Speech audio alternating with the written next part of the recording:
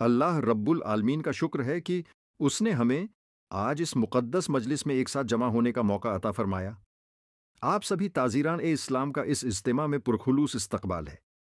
بھائیوں اور دوستوں، ہم سب جانتے ہیں کہ اسلام نے کاروبار کو بہت اہمیت دی ہے۔ ہمارے پیارے نبی محمد مصطفیٰ صلی اللہ علیہ وسلم نے خود تجارت کی اور تاجروں کو بہترین امتی قرار دیا۔ حدیث میں آتا ہے کہ سچا اور امانت دار تاجر قیامت کے دن انبیاء، صدیقین اور شہداء کے ساتھ ہوگا۔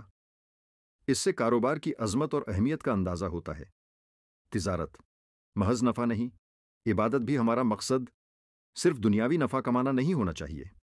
یقیناً نفع حلال ہے اور کاروبار کا مقصد ہے، لیکن ہمیں یہ نہیں بھولنا چاہیے کہ ہماری تجارت بھی ایک عبادت بن سکتی ہے، بشرطے ہم اسے اللہ اور اس کے رسول کے بتائے ہوئے طریقے کے مطابق انجام دیں۔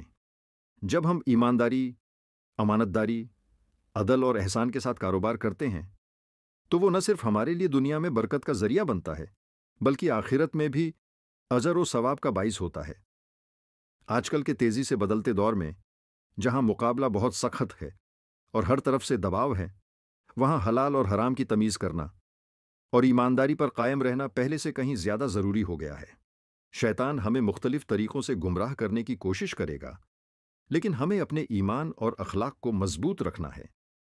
ہماری ذمہ داریاں ایک مسلم تاجر ہونے کے ناطے ہماری کچھ خاص ذمہ داریاں ہیں۔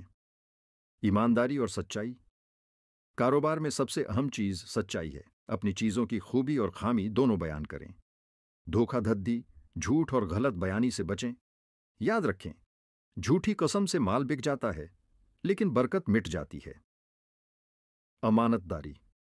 گراہکوں کے ساتھ، اپنے کرمچاریوں کے ساتھ اور اپنے سانجھیداروں کے ساتھ امانت داری برتیں۔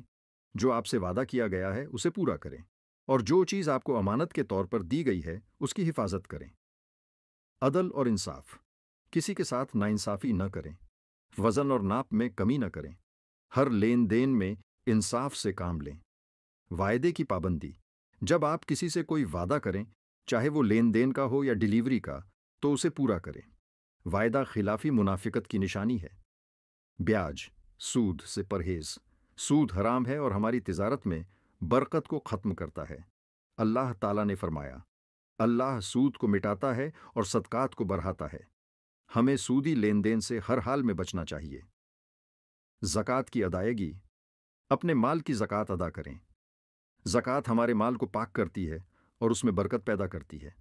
یہ صرف ایک فرض نہیں بلکہ ایک سماجی ذمہ داری بھی ہے۔ کرمچاریوں کے حقوق۔ اپنے کرمچاریوں کے ساتھ اچھا سلوک کریں۔ ان کی مزدوری وقت پر ادا کریں اور ان پر ناقابل برداشت بوجھ نہ ڈالیں۔ ان کا حق ادا کرنا بھی ہماری دینی ذمہ داری ہے۔ سماجی ذمہ داری۔ ہم صرف اپنے نفع کے لیے نہیں بلکہ سماج کی خدمت کے لیے بھی کاروبار کریں۔ ایسے کاروبار کریں جو لوگوں کے لیے فائدہ مند ہوں اور ملک و ملت کی ترقی میں مددگار ثابت ہوں۔ آدھنک دور میں اسلامی اصول۔ آج کے دور میں جہاں تیزی سے نئے ٹیکنالوجی اور ویاپار کے طریقے آ رہے ہیں، ہمیں ان اسلامی اصولوں کو اپنی تجارت کا بنیاد بنانا چاہیے۔ آن لائن کاروبار ہو یا آف لائن، بڑی کمپنی ہو یا چھوٹی دکان، ہر جگہ ان اصولوں پر عمل کرنا ہی ہماری کامیابی کا راز ہے۔ ہمیں اپنے کاروبار کو اس طرح سے چلانا چاہیے کہ غیر مسلم بھی ہمارے اخلاقوں اور ایمانداری سے متاثر ہوں اور اسلام کی خوبصورتی کو سمجھیں۔ ہمارا ہر لین دین ہمارے دین کا دائیں ہونا چاہیے۔ عمل کا پیغام۔ آئیے آج ہم سب مل کر یہ عہد کریں کہ ہم اپنی تجارت کو صرف نفع کا ذریعہ نہیں بلکہ اللہ کی رضا اور آخرت میں کامیابی کا ذریعہ بنائیں گے۔ ہم حلال رزق کمانے کے لیے محنت کریں گے لیکن حرام سے ہر حال میں بچیں گے۔ ہم ایمانداری، امانت داری اور انصاف کو اپنا شعاری غسل پہچان بنائیں گے۔ اللہ تعالی ہمیں اپنی تجارت میں برکت عطا فرمائے اور ہمیں دین اور دنیا دونوں میں کامیابی عطا فرمائے۔ آمین۔ دعوت اسلامی کے مشکبار مدنی ماحول سے وابستہ رہیے اور مدنی چینل دیکھتے رہیے۔